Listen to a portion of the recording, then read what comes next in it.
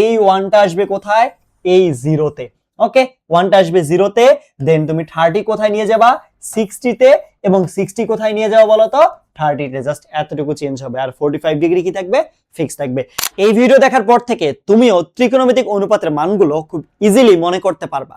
সাধারণ গণিত কিংবা উচ্চতর গণিত দুইটার ক্ষেত্রেই ত্রিকোণমিতিক অনুপাতের মানগুলো মুখস্থ করা খুবই জরুরি, কারণ আমাদের ম্যাথমেটিক্যাল প্রবলেম সলভ করতে গেলে ত্রিকোণমিতিক অনুপাতের মানগুলো দরকার হয়। আমাদের যে 6টা ত্রিকোণমিতিক অনুপাত আছে, এগুলোর মানগুলো আমরা না বুঝে মুখস্থ করার কারণে আমরা গুলাই ফেলি যে কোনটার ক্ষেত্রে কোনটা হবে। সো এইটা নিয়ে আজকে কথা বলবো। তুমি খুব কয়েক সেকেন্ডে পট করে চুটকির সাহায্যেই তুমি হচ্ছে প্রত্যেকটা মান বের করতে পারবা। আমি এখানে লিখে রাখছি টোটাল কয়টা অনুপাত, 6টা অনুপাত। এই জন্য তোমাকে জাস্ট দুইটা ত্রিকোণমিতিক অনুপাতের মান মুখস্থ করতে হবে। কয়টা, জাস্ট দুইটা মনে করতে হবে। দেখো, একটা হচ্ছে সাইন থিটা, আরেকটা হচ্ছে টেন থিটা। সাইন থিটা আর কত, টেন থিটা। সাইন থিটার ক্ষেত্রে 0 ডিগ্রির মান কত, 0, 30 ডিগ্রির মান হচ্ছে হাফ, 45 ডিগ্রির মান হচ্ছে 1/√2, and 60 ডিগ্রির মান হচ্ছে √3/2, এবং 90 ডিগ্রির মান হচ্ছে কত, 1। and tan থিটার ক্ষেত্রে 0 ডিগ্রির মান হচ্ছে 0, 30 ডিগ্রির মান হচ্ছে 1/√3, দেন 45 ডিগ্রির মান হচ্ছে 1, 60 ডিগ্রির মান হচ্ছে √3, এবং 90 ডিগ্রির মান হচ্ছে অসংজ্ঞায়িত। এই দুইটা মুখস্থ করার পর, এই দুইটা মুখস্থ করলে বাকি যে 4টা আছে অটোমেটিক তোমার হয়ে যাবে। খেয়াল করে দেখো, ভালো করে খেয়াল করে দেখো।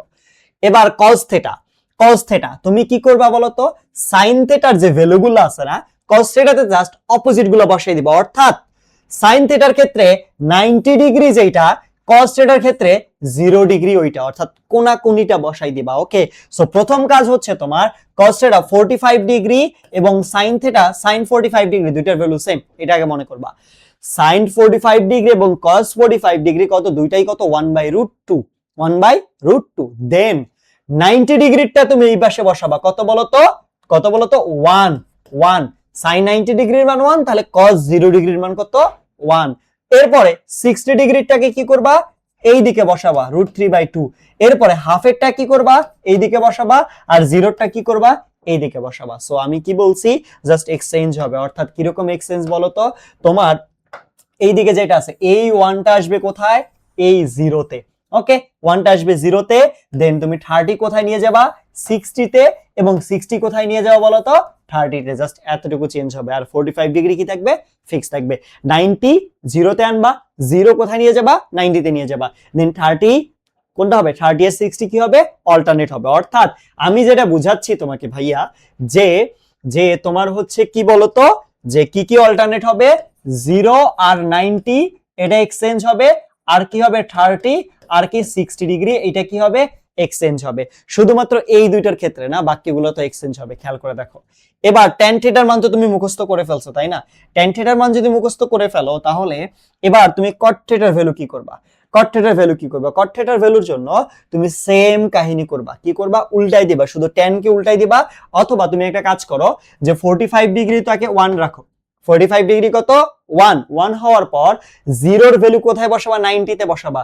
এটা জিরোর ভ্যালু কত, 0, তাহলে এইটা এইদিকে আসবে কত, 0। মানে জিরোর ভ্যালু 90 তে বসাবা, 90 এর ভ্যালু কোথায়, 0 তে বসাবা। তাহলে tan 90 ডিগ্রি মানে অসংজ্ঞায়িত, তাহলে এইটাও কত হবে বলো তো, অসংজ্ঞায়িত হবে। কি হবে, অসংজ্ঞায়িত হবে। দেন 30 এর জায়গায় কি বসবে, 60, আর 60 এর মান কোথায় বসবে, 30 এ গিয়ে বসবে।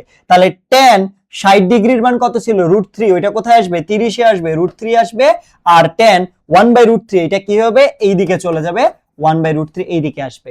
অথবা আরেকটা খুব সহজ টেকনিক, খুব সহজ টেকনিক, সেটা হচ্ছে যে তোমার tan theta is equal to কি বলতো, মানে cot theta is equal to কি, 1/tan থিটা না? তাহলে তুমি শুধু এইটা অ্যাপ্লাই করো, cot theta is equal to 1/tan theta, যা শুধু উল্টাই দিব, 1 ডিভাইডেড করবা। 0 কে 1 দ্বারা 0 কে ভাগ করলে অসংজ্ঞায়িত, ইনফিনিটি হয়। আর এটাকে উল্টাই দাও, তাহলে উল্টাই দিলে √3 উপরে, তাহলে √3, 1 ডিভাইডেড 1 মানে 1, √3 কে তাহলে উপরে উঠাই দিলে উপরে 1, নিচে হচ্ছে √3, আর এটা কি আসবে, তোমার কি আসতেছে, 0 চলে আসতেছে। এরপরে sec থিটার ক্ষেত্রে sec, ওকে, sec এর জন্য কি বলতো, 1 ডিভাইডেড cos থিটা। সেকের জন্য কি বলতো, 1 ডিভাইডেড কি বলতো, cos থিটা। তাহলে সেক, তাহলে তুমি cos এর যে ভ্যালুগুলো পাইছো সেগুলোকে উল্টাই দাও, তাহলে এটা কত আসবে, cos এর ভ্যালুগুলোকে উল্টাই দিলে আমার এখানে 1 ছিল, তাহলে এটা কত আসবে, 1। ওকে 1 ছিল 1, দেন এটা কত ছিল √3/2, তাহলে উল্টে যাবে, তাহলে 2/√3, জাস্ট কি করবা উল্টাই দিবা হরলব করবা। দেন এটা কত ছিল 1/√2, তাহলে এটা কত হবে শুধুমাত্র কি হবে √2 হবে। ওকে √2 হবে। এরপরে এটা কত ছিল হাফ ছিল না, তাহলে এটা কত হবে 2 হবে। আর এটা 0 ছিল না, এটা 0 ছিল, তাহলে এটা আমার কি হবে বলতো অসংজ্ঞায়িত হবে। ঠিক আছে 1/0 যেহেতু।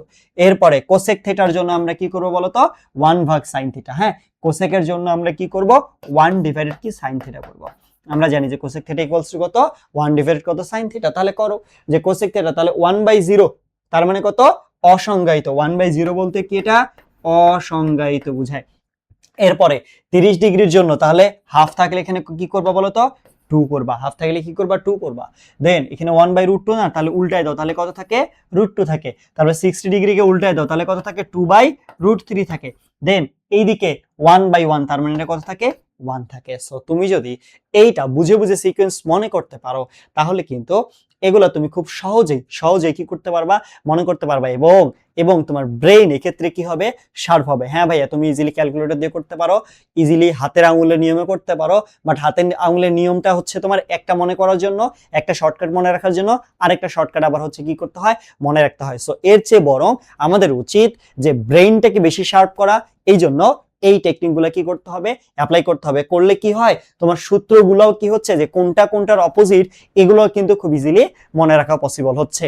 ভিডিওটা এখনই বন্ধুদের সাথে শেয়ার করে দাও আর নিজেও সেভ করে রাখো, যাতে করে তুমি পরবর্তীতে ভুলে গেলেও আবারও এটা মনে করতে পারো।